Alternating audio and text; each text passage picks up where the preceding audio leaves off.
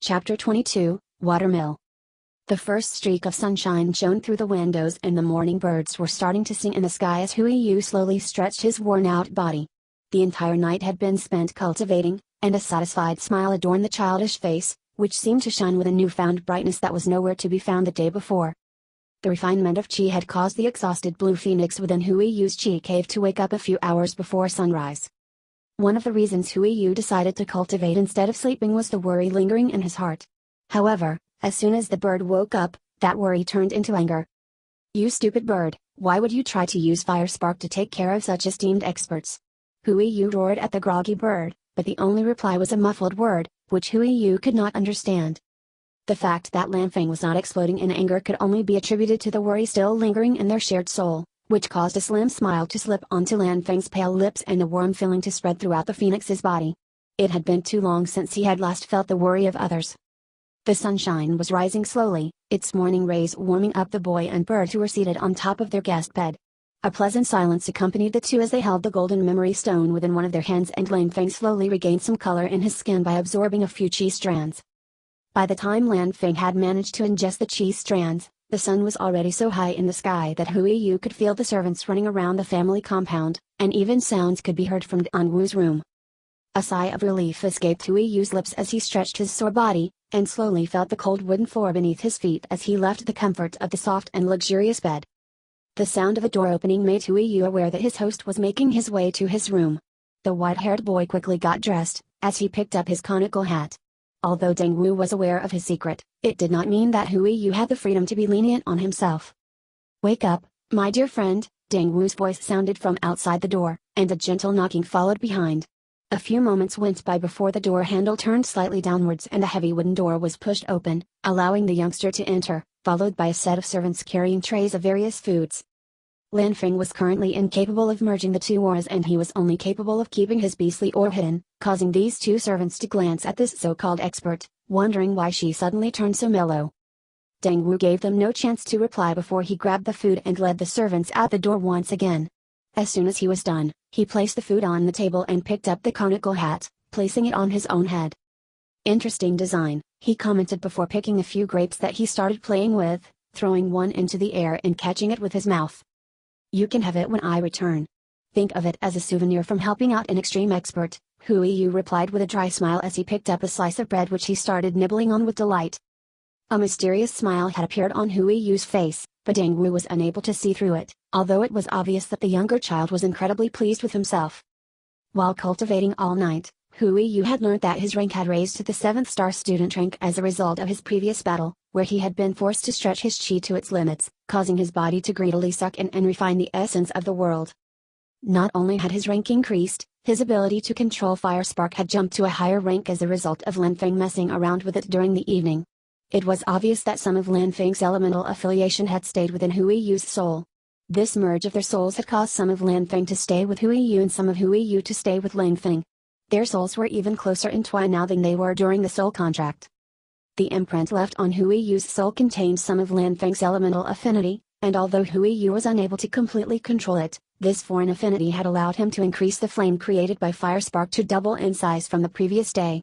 As to the other affinity, Yu had no way of checking it out for now, as he needed more imitation martial art skills to do so. "We need to rush," Dangwu broke the silence with a sigh. "My old man is very likely to drop by as soon as he wakes up to give his respect to you." While saying this, Dangwu was smiling cheekily once again, and his gaze was roaming up and down on the small 10-year-old child in front of him. A slight chill went through Danwu's body, as he looked at the child in front of him. Yu looked naive and innocent, exactly like one would expect from such a young child. Inside his mind, however, everything was hidden behind a layer of cunningness and carefully thought-out plans. Dangwu could not shake off the feeling that this seemingly innocent child would bring calamity. Yu paid no attention to Dangwu's stare. Instead, he gobbled up a few more slices of bread before reclaiming his conical hat to use it to shield his face from exposure. Once again, he was enveloped in an air of mystery.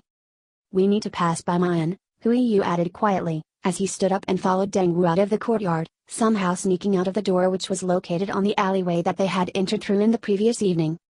Dangwu picked up the azure-colored figurine that he had held previously, and as strand of chi was inserted into it, a pulse ran through the surrounding area, startling Yu slightly. "Don't worry, Dang Wu mumbled, while looking at the eyes of the figurine, his brows furrowed as if he was listening to a low murmur. His stance was frozen in that scene for a few minutes, before a relaxed expression appeared on his young face. No one is observing us currently, so you can remove your hat. After saying that, Dang Wu tapped on top of a memory stone which was embedded in his bracelet, and a long black cloak appeared out of nowhere. Hui Yu felt sick to his stomach upon seeing the black cloak, but after close inspection it was obvious that it was completely different from the 7 unknown men from the previous night. As soon as Hui Yu accepted the cloak, he also tossed the hat back. Your souvenir, he said before wrapping the cloak around himself, causing the previously esteemed expert to look akin to a girlfriend wearing her boyfriend's clothes. The sight had caused Dang Wu to laugh gently, giving Hui Yu a vague impression that it had always been his intention to teasingly ridicule him slightly. A sigh escaped Hui Yu's lips as he decided not to argue with Dang Wu and his apparent madness. Instead, he pushed his way into the main street and started moving towards the inn where he had left his items the previous day. It did not seem as if the movement had insulted Dang Wu in any way, as he had followed behind, attentively observing the morning buzz within the busy city. As a young lord, it was not the time where he would usually move around outside, so seeing the streets bustling with bakers hustling within their shops, stalls opening up on the markets, mercenaries getting their breakfast before going out to battle the magical beasts was a nice change of pace. The people on the street were those who had a busy day in front of them. Hui Yu had been used to such bustling cities from back when he went to university every morning in his former life, and he paid it no attention as he rushed his way towards the inn, dragging Dang Wu in tow behind him. While at the inn, Hui Yu still possessed the memory stone key, which had a few hours remaining before he had to check out. Hui Yu quickly switched his clothes while tossing back the black cloak before he rushed down the stairs and checked out.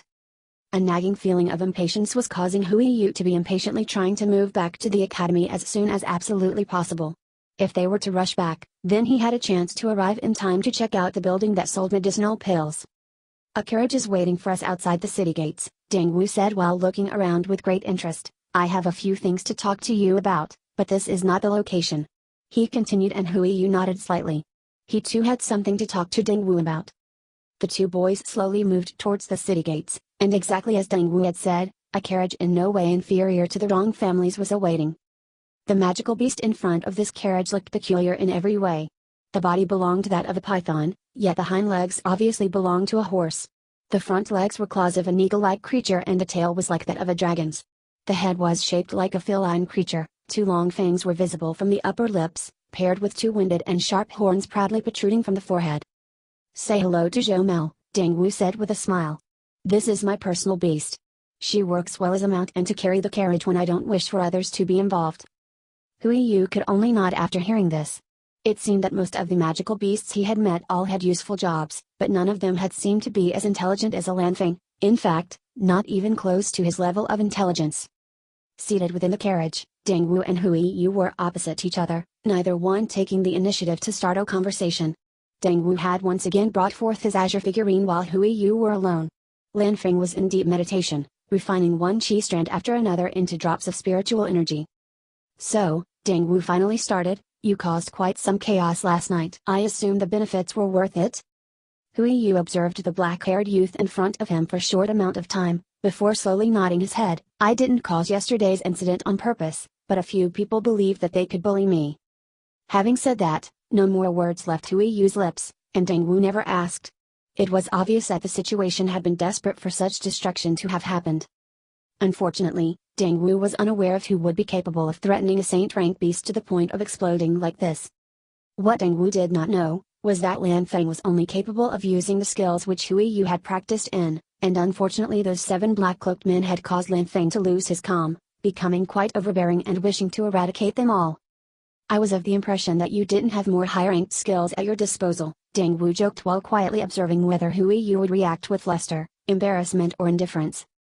Dang Wu himself did not blame Hui Yu for keeping it a secret. Having secrets was every man's right, especially in a world as dangerous as this. His own secrets were not few nor were they minor. However, when Dang Wu promised not to tell anyone about Hui Yu's secret, Hui Yu in return could have asked to know a secret of Dang Wu's to make them even, but that had never been mentioned, giving Dang Wu a much better impression of the smaller boy. Being faced with the questions from Dang Wu, Hui Yu merely shrugged his shoulders while looking indifferent. He had not lied back then. He himself was really not aware of any other high-ranked skills at the moment. As Lan Feng was a secret, it was obvious that he had no intention of revealing neither his bird friend nor said bird's wide array of skills. If you should ever come across other high-ranked skills in the future, then just come to me. The Deng family will help you out without allowing you to be bullied afterwards, Deng Wu said with a grin as he looked at the worn-out Huiyu. I won't need to sell more, Huiyu said with a small smile. I needed some quick cash to get my hands on cultivation resources and now I should have enough to provide for quite some time. Deng Wu lifted an eyebrow as he heard this statement. To sell two skills of such magnitude for the sake of cultivation methods was indeed something only spoiled children would do. A medicinal pill could be created by an alchemist, and although alchemists were rare, they were nowhere as rare as those high-ranked skills. Skills could take years to complete, which was a time quite unlikely to take just to compose even one of the most advanced medicinal pills. You didn't miss out, Huiyu finally said after seeing the shocked expression that had appeared on Deng Wu's face. Deng Wu was a master of keeping his emotions under control, but being alone with Huiyu had caused him to slightly relax his usually attentive personality, and as a result his poker face had instantly been shattered. The skills that I sold were useless, remember? They were tailored to the creator, so even if you are to obtain it, it won't be beneficial for you at all. By the time you can learn it, you will most definitely have much stronger attacks to rely on. A feeling of surprise bubbled within Deng Wu's chest and the surprise quickly changed to a slight admiration. So far Huiyu had shown potential to become a cunning person who was able to use his abilities and God-given gifts above the norm. However, to think that he would intentionally stage such a grand auction only to sell useless skills was still shocking beyond words. Hey, wait a moment. Suddenly the astonishment and admiration changed to a slight rage. Rongxiang and Rongming are your friends. How could you force their family to spend that much money on not just one, but two useless skills? To hear that Deng Wu cared this much caused Huiyu to raise an eyebrow in surprise, but his reply was incredibly calm as he spoke. Rong Liang was not the one purchasing it, it was purchased by some men wearing black cloaks. The same men who decided to bully me later on. Is it not okay to make them pay a large sum of money as a compensation for allowing me to go through something traumatic? The blue-eyed boy in front of Deng Wu seemed so innocent as he claimed that the evening's events had been traumatic for him. However, it was obvious to Deng Wu that Huiyu had no qualms about selling those high-ranked, useless skills to the families of his friends. Not to mention that this incident that was supposed to have traumatized him had actually ended with him destroying one of Ruo City's noble families. Seeing that Deng Wu was not fully satisfied with the reply, Huiyu sighed deeply and decided that it was time to return some of the help he had been given by his new friends in this world. I have something I will share with all of you, Huiyu said slowly. Your family focuses on fabrication of everything from lumber, grain and other farm materials, right? The words share with you had roused great interest in Deng Wu's eyes. So far, everything that had arrived from Huiyu had seemed to be coated in gold, so the chances of his family benefiting from this was also rather high. Do you guys have anything called a watermill around here in Ruo City? Huiyu asked smilingly. He already knew that most of the very standard machinery which had been common back in his old world was not present in this new world, and although the majority of power was given by spiritual energy or magic cores, there were still plenty of things that could be improved. What is a watermill? Deng Wu asked with a furrowed brow. Although it was a new word, it did not seem as if it held as much promise as a high-ranked martial arts skill. Imagine that a stream of water takes care of creating lumber from timber. You no longer need an insane amount of people to do so manually, nor would you need to rely on spiritual energy, nor people who can cultivate qi. Huiyu said as a sales pitch. He was perfectly aware that it would be most troublesome to convince Deng Wu that this was useful. The water does the work? Hearing this did indeed sound too good to be true. If it was possible, then the Deng family could increase their revenue by a lot, also expanding to other major cities within the Taiyang kingdom. Obviously you will need some people for a bit of manual work, but the majority of the work will be empowered by the stream. I'll try to draw a blueprint for you. Huiyu tempted and accepted the pen and paper which Deng Wu had shortly fished out and handed to him. A big benefit from riding on a carriage in this world was that although they were traveling at incredible speed, the carriage never moved. It was as still as if Huiyu was currently sitting within a house, and he spent a few minutes making the blueprints for the main mechanics, and while doing so, Deng Wu was staring intently, getting more and more astonished as the minutes went by. After half of the trip back to the academy, Huiyu had drawn a set of blueprints from which Deng Wu had been informed that Huiyu could provide a few changes, causing these mills to help produce paper scrolls, grind wheat, create lumber and even textiles. These watermills would definitely start a new era for the Deng family. The rest of the trip back to the academy went by as the two boys discussed the watermill, and Deng Wu's respect was constantly growing. He had indeed no idea what was going on inside that young boy's mind to be able to come up with such ideas. Hui Yu's decision was simple. He required a 5% revenue from the water mills, but in return he would be helping with creating even more mechanics that could further increase the Deng family's revenue. A smile was evident on Hui Yu's face, and within the eyes, a triumphant laughter could be seen. Hui Yu cared about his friends and he wished to help them. However, Hui Yu came from a world where the individual was what mattered, not the family you had been born into. It was true that Lord Zhongliang himself would never have had the money to squander on two skills the way he did, but if he had done so, Hui Yu would not have pitied him in the least for spending more money than he had. To resist temptation was something which everyone needed to learn. On the other hand, Hui Yu was grateful to Rongming, Rongxing, Jiayan, Ma Kong and even Deng Wu, and since Deng Wu was previously starting to show distrust, now was the perfect time for Hui Yu to show them all just how serious he was. Having studied ancient culture throughout the world, Hui Yu had already found plenty of ways to improve this society. However, back when Hui Yu had attended university daily, he would never have expected that his knowledge would be used to change an entirely different world.